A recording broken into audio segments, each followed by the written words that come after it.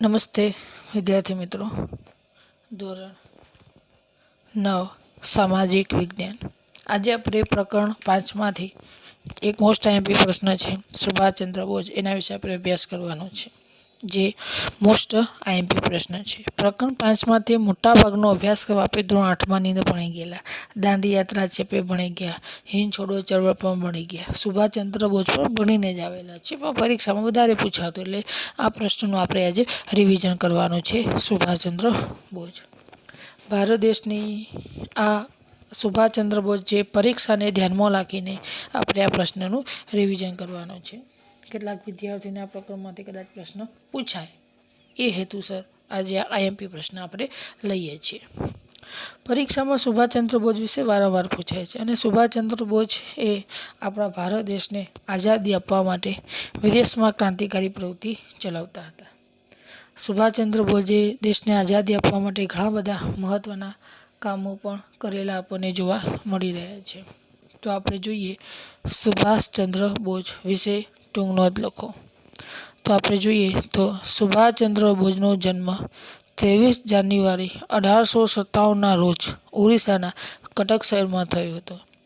તો સુભાષચંદ્ર બોઝનો જન્મ 23 જાન્યુઆરી 1897ના ઓરિસ્સાના કટક શહેરમાં થયો હતો. પરીક્ષામાં એક ગુણમાં પૂછાતું હોય છે કે સુભાષચંદ્ર બોઝનો જન્મ ક્યારે થયો હતો. તો સુભાષચંદ્ર બોઝનો જન્મ 23 જાન્યુઆરી 1857ના રોજ ઓરિસ્સાના કટક શહેરમાં થયો હતો. સુભાષચંદ્ર બોઝ પણ દેશને આઝાદી આપવા માટે મહત્ત્વની ભૂમિકા ભજવતા આપણને જોવા મળી રહ્યા છે. કોલકાતાની પ્રેસિડેન્સી કોલેજમાં અભ્યાસ પૂરો કરી તેઓ વધુ અભ્યાસ માટે ઇંગ્લેન્ડ ગયા હતા. વિદ્યાર્થી મિત્રો ધ્યાન આપો કે સુભાષચંદ્ર બોઝ એ કલકત્તાની પ્રેસિડેન્સી કોલેજમાં અભ્યાસ પૂરો કરી એ વધુ અભ્યાસ કરવા માટે ઇંગ્લેન્ડ ગયા. સુભાષચંદ્ર બોઝ ભણવામાં ખૂબ જ હોશિયાર હતા અને જ્યારે ઇંગ્લેન્ડ ગયા તો ત્યાં સુભાષચંદ્ર બોઝે લંડનમાં આઈસીએસ એટલે કે ઇન્ડિયન સિવિલ સર્વિસની પરીક્ષા મેળવી અને આ આઈસીએસની પરીક્ષા 4થા નંબરે ઉત્તીર્ણ થયા હતા. વિદ્યાર્થી મિત્રો ધ્યાન આપો, જ્યારે કલકત્તામાંથી જ્યારે અભ્યાસ પૂર્ણ કરી જ્યારે વધુ અભ્યાસ માટે ઇંગ્લેન્ડ ગયા અને ત્યાં આગળ એમણે લંડનમાં આઈસીએસની પદવી મેળવી એટલે કે આ આઈસીએસની પરીક્ષા એમને 4થા નંબરે ઉત્તીર્ણ થયા હતા. આખા ઇંગ્લેન્ડમાં 4થા નંબરે. આના ઉપરથી ખ્યાલ આવે કે ભણવામાં કેટલા હોશિયાર હતા. પરીક્ષા એવો પ્રશ્ન પૂછાય કે સુભાષચંદ્ર બોઝે કઈ પરીક્ષા પાસ કરી? આઈસીએસ એટલે કે ઇન્ડિયન સિવિલ સર્વિસ પરીક્ષા 4થા ક્રમાંકે ઉત્તીર્ણ કરી હતી. કલકત્તાની પ્રેસિડેન્સી કોલેજમાં ઘમંડી અંગ્રેજ અધ્યાપકોના હિન્દીઓ પ્રત્યેના અપમાનજનક વર્તનના તેમના ક્રાંતિના બીજ રોપાયા. તો સુભાષચંદ્ર બોઝની અંદર ક્રાંતિકારીના વિચારો ક્યારે ઉદ્ભવ પામ્યા? એમને એવું કે રીતના મનમાં થયું કે દેશને આઝાદી અપાવવી જરૂરિયાત છે. તો ધ્યાન આપો, જ્યારે સુભાષચંદ્ર બોઝ કલકત્તાની પ્રેસિડેન્સી કોલેજમાં જ્યારે અભ્યાસ કરતા અને ત્યાં એક અંગ્રેજ અધ્યાપક હતા ઓટ, એ હંમેશા ભારતીય વિદ્યાર્થીઓનું અપમાન કરતા હતા. ભારતીય વિદ્યાર્થીઓને હંમેશા નીચલા ગણતા હતા અને હંમેશા એમનું અપમાન કરતા અને ત્યાંથી જ સુભાષચંદ્ર બોઝની અંદર ક્રાંતિના બી રોપાઈ ગયા. ત્યાંથી જ, કારણ કે અંગ્રેજો ભારતીય વિદ્યાર્થીઓને એમના વિદ્યાર્થીઓ પ્રત્યે હંમેશા ભેદભાવ રાખતા હતા, જે સુભાષચંદ્ર બોઝને પસંદ નહોતું આવ્યું. એટલા માટે સુભાષચંદ્ર બોઝ હંમેશા અંગ્રેજોને નફરતની દિશા તરફ જોતા હતા. એટલા માટે ત્યાંથી એમને ક્રાંતિના બીજ રોપાયા હતા. ઈસવીસન 1923માં તે રાષ્ટ્રીય સ્વરાજ્ય પક્ષમાં જોડાયા અને ટૂંક સમયમાં જ તે યુવાનોના અતિ પ્રિય બની ગયા. તો ધ્યાન આપો, સુભાષચંદ્ર બોઝ 1923માં રાષ્ટ્રીય સ્વરાજ પક્ષમાં જોડાયા. આપણે સ્વરાજ્ય પક્ષ વિશે આપણે જોઈ ગયા. ચિત્તરંજન દાસ મુનશી અને મોતીલાલ નહેરુએ ભેગા થઈને આ સ્વરાજ્ય પક્ષની સ્થાપના કરી. તો સુભાષચંદ્ર બોઝ પણ 1923માં સ્વરાજ્ય પક્ષ સાથે જોડાઈ ગયા અને સમગ્ર ભારત દેશની અંદર જે યુવાનો હતા, યુવાનના અતિપ્રિય નેતા સુભાષચંદ્ર બોઝ બની ગયા હતા. કારણ કે સુભાષચંદ્ર બોઝે નાની ઉંમરમાં ક્રાંતિકારી પ્રવૃત્તિની શરૂઆત કરી દીધી હતી. એમનો એક જ ધ્યેય હતો, દેશને આઝાદી આપવી, બસ.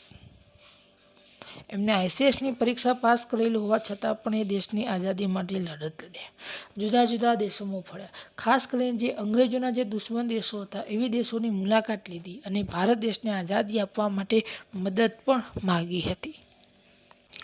દેશની સવિનય કાનૂન ભંગની ચળવળમાં ભાગ લઈને તે જેલમાં પણ ગયા. જ્યારે ગાંધીજીના નેતૃત્વ હેઠળ આપણા ભારત દેશમાં સવિનય કાનૂન ભંગની ચળવળ ચાલતું હતી અને આ સવિનય કાનૂન ભંગની ચળવળમાં સુભાષચંદ્ર બોઝે ભાગ લીધો હતો, આગળ પડતો ભાગ લીધો અને આ આંદોલનમાં અંગ્રેજો દ્વારા એમની ધરપકડ પણ કરવામાં આવેલી આપણને જોવા મળી રહી છે. તમે જો આ ઉપરથી આપણને ખ્યાલ આવે કે સુભાષચંદ્ર બોઝ કેવા ક્રાંતિકારી હતા.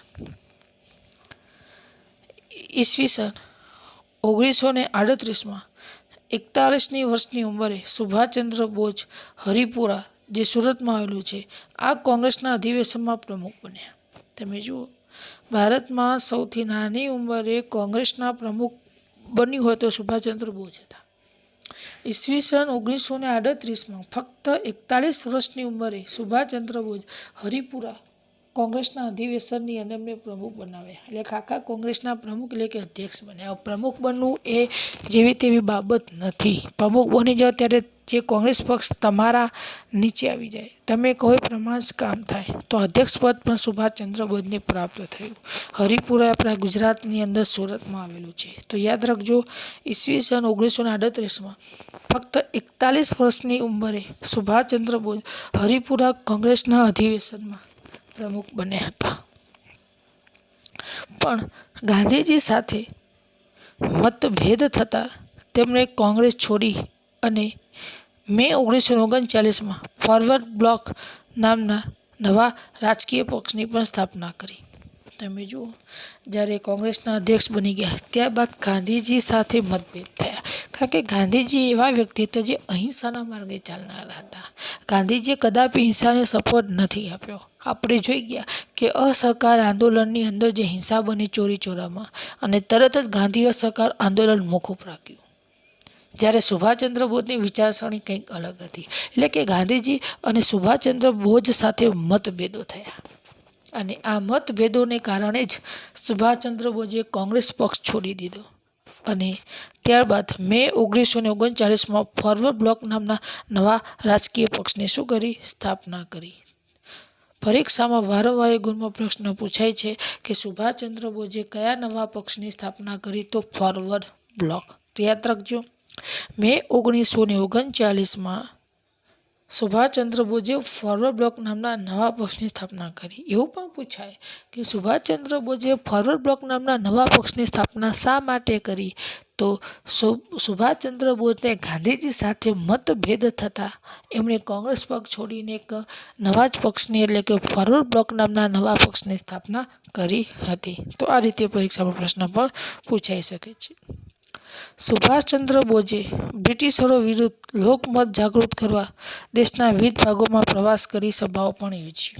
તો સુભાષચંદ્ર બોઝની એક જ ઈચ્છા હતી કે દેશને આઝાદી આપવી અને એ માટે સુભાષચંદ્ર બોઝ બ્રિટિશરો વિરુદ્ધ લોકમત જાગૃત થાય, લોકોની અંદર જાગૃતતા લાવવા માટે, લોકોની અંદર એકતા લાવવા માટે, જેથી કરીને અંગ્રેજો સામે લડત લડી શકાય. આ માટે સુભાષચંદ્ર બોઝ જુદી જુદી જગ્યાએ સભાઓ પણ યોજતા હતા, જેથી કરીને બ્રિટિશરો વિરુદ્ધ લોકમત જાગૃત કરી શકાય, લોકોને જાગૃત કરી શકાય. અને એ માટે સુભાષચંદ્ર બોઝ અલગ અલગ પ્રકારની સભાઓ પણ યોજતા હતા.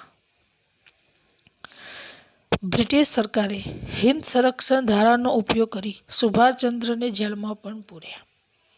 તો અંતે બ્રિટિશ સરકારે હિંદ સંરક્ષણ ધારાનો ઉપયોગ કરી, ધ્યાન આપજો, હિંદ સંરક્ષણ ધારાનો ઉપયોગ કરી સુભાષચંદ્ર બોઝને જેલમાં પણ પૂરી દીધા. અંગ્રેજોને ખ્યાલ હતી કે જો સુભાષચંદ્ર બોઝ આવી રીતે સભાઓ ભરશે, લોકોની અંદર જાગૃત લાવવાનું કામ કરશે તો આપણે ભારત દેશની અંદર લાંબા સમય સુધી શાસન નહીં ચલાવી શકીએ. અને એટલા જ માટે બ્રિટિશ સરકારે હિંદ સુરક્ષાના ધારા હેઠળ સુભાષચંદ્ર બોઝને જેલમાં પણ પૂરી દીધા. કારાવાસ દરમિયાન તેમની તબિયત બગડતા તેમને પોતાના મક્કાના નિવાસસ્થાનમાં જ નજર રાખવામાં આવ્યા.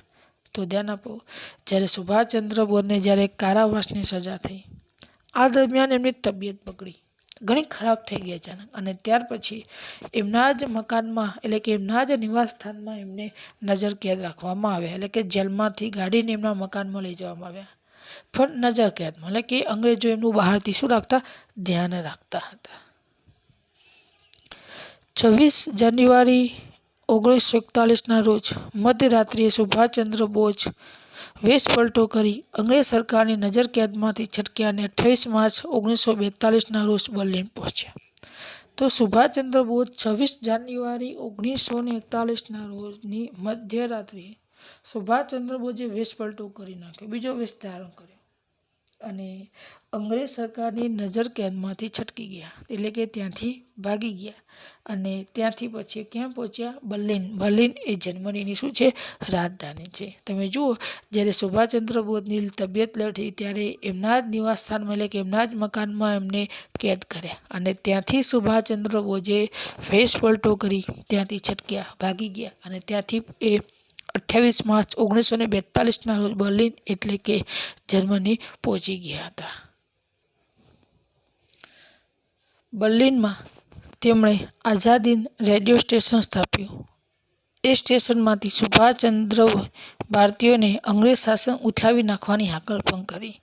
તો સુભાષચંદ્ર બોઝ જ્યારે બર્લિનમાં પહોંચ્યા ત્યારબાદ એમણે ત્યાં આગળ આઝાદ હિંદ રેડિયો સ્ટેશન સ્થાપ્યું. ધ્યાન રાખજો, ત્યારબાદ એમણે આઝાદ હિંદ રેડિયો સ્ટેશન સ્થાપ્યું, અને આ સ્ટેશનમાંથી સુભાષચંદ્રે ભારતીયોને આહ્વાન આપ્યું કે અંગ્રેજ સરકારને ઉથલાવી નાખવામાં આવે, આ માટે આપણે એક થઈને લડત લડવી પડશે. આવા પ્રકારનું આહ્વાન એમને આ આઝાદ રેડિયો સ્ટેશનમાં આપ્યું. તો જ્યારે સુભાષચંદ્ર બોઝ બર્લિન પહોંચ્યા અને ત્યાં આગળ એમને આઝાદ હિંદ રેડિયો સ્ટેશન સ્થાપ્યું, અને આ સ્ટેશનમાંથી સુભાષચંદ્ર બોઝે ભારતીયોને અંગ્રેજ શાસનને ઉથલાવી નાખવાની હાકલ પણ કરી.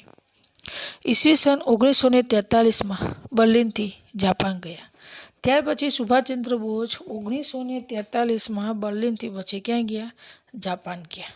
જાપાન પાસે પણ સુભાષચંદ્ર બોઝે ભારત દેશને આઝાદી આપવા માટેની મદદ માગી હતી. 2 જુલાઈ 1943ના રોજ તે જાપાનથી સિંગાપુર ગયા. ત્યારબાદ 2 જુલાઈ 1943ના રોજ એ જાપાનથી પાછા સિંગાપુર ગયા. કેટલા સ્થળો બોલ્યા, ભારતમાંથી બર્લિન ગયા, બર્લિનથી જાપાન ગયા, અને 2 જુલાઈ 1943ના રોજ જાપાનથી સિંગાપુર ગયા. આ બધું છુપાઈને જ જવાનું હતું, અંગ્રેજોને ખ્યાલ ના આવે એ રીતે. કેટલું હિંમતભર્યું કામ છે. 4 જુલાઈ 1943ના રોજ તે આઝાદ હિંદ ફૌજના સર્વોચ્ચ નેતા બન્યા, અને તેમને નેતાજીનું ઉલાળનું નામ પણ આપ્યું. તમે જુઓ, જ્યારે 2 જુલાઈ 1943ના રોજ જાપાનથી સિંગાપુર ગયા, અને ત્યાર પછી 4 જુલાઈ 1943ના રોજ આઝાદ હિંદ ફૌજના સર્વોચ્ચ નેતા બન્યા. જે આઝાદ હિંદ ફૌજ હતી એના સર્વોચ્ચ નેતા સુભાષચંદ્ર બોઝને બનાવવામાં આવ્યા, અને ત્યાર પછી સુભાષચંદ્ર બોઝને નેતાજીનું ઉલાળનું નામ પણ આપ્યું. પરીક્ષામાં પ્રશ્ન એવો પૂછાય કે સુભાષચંદ્ર બોઝને નેતાજીનું ઉલાળનું નામ ક્યારે પ્રાપ્ત થયું, તો જ્યારે એમને આઝાદ હિંદ ફૌજના સર્વોચ્ચ નેતા બનાવવામાં આવ્યા ત્યારબાદ એમને નેતાજીનું ઉલાળનું નામ આપવામાં આવ્યું. સુભાષચંદ્ર બોઝે ચલો દિલ્હી અને જય હિન્દના સૂત્રો પણ આપ્યા. તો સુભાષચંદ્ર બોઝે અલગ અલગ પ્રકારના સૂત્રો પણ આપ્યા. ચલો દિલ્હી અને જય હિન્દ જેવા સૂત્રો પણ સુભાષચંદ્રે આપ્યા, જેથી કરીને લોકોની અંદર બ્રિટિશ સરકાર વિરુદ્ધ જાગૃતતા આવે. એ ગુણમાં પ્રશ્ન પૂછાય કે સુભાષચંદ્ર બોઝે કયા કયા સૂત્રો આપ્યા, તો સુભાષચંદ્ર બોઝે ચલો દિલ્હી અને જય હિન્દના સૂત્રો આપ્યા હતા. તેમણે ફૌજના સૈનિકોને કહ્યું, તો મુझे खून दो, मैं तुम्हें आज़ादी दूंगा. તમે જો વિદ્યાર્થી મિત્રો, સુભાષચંદ્ર બોઝે એમની જે આઝાદી ફૌજ હતી એમને એક કહ્યું કે તું મુझे खून दो, मैं तुझे आज़ादी दूंगा. એનો અર્થ એ થાય છે કે જો આપણે દેશ માટે આપણે પોતાનું બલિદાન આપી દઈશું ત્યારે આપણને આઝાદી પ્રાપ્ત થવાની છે. એટલા માટે હંમેશા આપણે આપણા દેશ માટે બલિદાન આપવા માટે હંમેશા તત્પર રહેવું જ પડશે. ને એટલા માટે એમણે સૈનિકોને કહ્યું કે તુમ મુझे खून दो, मैं तुम्हें आज़ादी दूंगा. ઓક્ટોબર 1943માં સિંગાપુરમાં તેમણે ભારતની કામચલાઉ સરકારની રચના કરી અને સરકારે ઇંગ્લેન્ડ સામે યુદ્ધ પણ જાહેર કર્યું. તમે જો વિદ્યાર્થી મિત્રો, ઓક્ટોબર 1943માં સિંગાપુરમાં એમણે ભારતની કામચલાઉ સરકાર પણ સ્થાપી દીધી. અને ચલો, સરકાર તો સ્થાપી પણ આ સરકારે ઇંગ્લેન્ડ સામે યુદ્ધ જાહેર કરી દીધું. ઇંગ્લેન્ડ એટલે કે અંગ્રેજોનો દેશ. તો ઇંગ્લેન્ડ સામે એમણે યુદ્ધ પણ જાહેર કરી દીધું, કારણ કે આપણા દેશની અંદર આ અંગ્રેજોનું શાસન હતું. એટલા માટે સિંગાપુરમાં એમણે કામચલાઉ સરકારની પણ સ્થાપના કરી દીધી અને ઇંગ્લેન્ડ સામે યુદ્ધ પણ જાહેર કરી દીધું. મે 1944માં તેમના નેતૃત્વ નીચે ફૌજના સૈનિકોને ભારતની પૂર્વ સરહદે પ્રવેશ કરી રંગૂન, કોહિમા, પ્રોમ, ઇમ્ફાલ વગેરે જીતી પણ લીધા હતા. તમે જુઓ, મે 1944માં એમના નેતૃત્વ નીચે જે આઝાદી ફૌજ હતી એ ફૌજના સૈનિકોએ ભારતની પૂર્વ સરહદમાં પ્રવેશ કર્યો. પૂર્વ સરહદ એટલે કે ભારતનું જે પૂર્વ ભારત છે, પૂર્વ ભારતમાં સુભાષચંદ્ર બોઝના નેતૃત્વ હેઠળ આઝાદી ફૌજે પ્રવેશ કર્યો અને ત્યાં આગળ કેટલાક પ્રદેશો જીતી લીધા, જેમાં રંગૂન, કોહિમા, પ્રોમ, ઇમ્ફાલ આ પ્રદેશો આઝાદી ફૌજે જીતી પણ લીધા. કેટલું હિંમતભર્યું કામ છે. તો સુભાષચંદ્ર બોઝના નેતૃત્વ હેઠળ મે 1944માં આઝાદી ફૌજે ભારતની પૂર્વ સરહદમાં એટલે કે પૂર્વ ભારતમાં પ્રવેશ્યા અને જ્યાં રંગૂન, કોહિમા, પ્રોમ અને ઇમ્ફાલ આ પ્રદેશો એમણે જીતી પણ લીધા હતા. આ અરસામાં અમેરિકાએ દ્વિતીય વિશ્વયુદ્ધમાં ઝંપલાવી જાપાનના નાગાસાકી અને હિરોશીમા શહેરો પર અણુબોમ્બ ફેંક્યા. તો આવી સ્થિતિ, આ સમયગાળા દરમિયાન સ્થિતિ એવી બની કે અમેરિકાએ દ્વિતીય વિશ્વયુદ્ધમાં ઝંપલાવ્યું, એટલે કે અમેરિકાએ બીજા વિશ્વયુદ્ધમાં ઝંપલાવ્યું. આપણે પણ ગયા છે કેમ ઝંપલાવ્યું તે, બીજા વિશ્વયુદ્ધમાં ઝંપલાવ્યું અને જાપાનના બે શહેરો નાગાસાકી અને હિરોશીમા, જાપાનના કયા બે શહેરો હતા? નાગાસાકી અને હિરોશીમા. આ બંને શહેરો પર અણુબોમ્બ ફેંક્યો અને આથી જાપાને શરણાગતિ સ્વીકારી અને પરિણામે જાપાન તરફથી આઝાદી ફૌજને મળતી મદદ બંધ થઈ ગઈ. તમે જો વિદ્યાર્થી મિત્રો, આઝાદી ફૌજને જરૂરી હથિયારો, શસ્ત્રો આપણને જાપાન પાસેથી પ્રાપ્ત થતા. પણ બીજા વિશ્વયુદ્ધમાં જ્યારે અમેરિકાએ પ્રવેશ કર્યો અને અમેરિકાએ જાપાનના હિરોશીમા અને નાગાસાકી પર બોમ્બ ફેંક્યો અને જાપાને પોતાની શરણાગતિ એટલે કે હાર સ્વીકારી અને ત્યારબાદ જે જાપાન પાસેથી આપણને જે મદદ જે પ્રાપ્ત થતી હતી એ મદદ પ્રાપ્ત થતી બંધ થઈ ગઈ. કારણ કે આઝાદી ફૌજને તમામ પ્રકારની મદદ કરવાનું કામ જાપાન કરતું.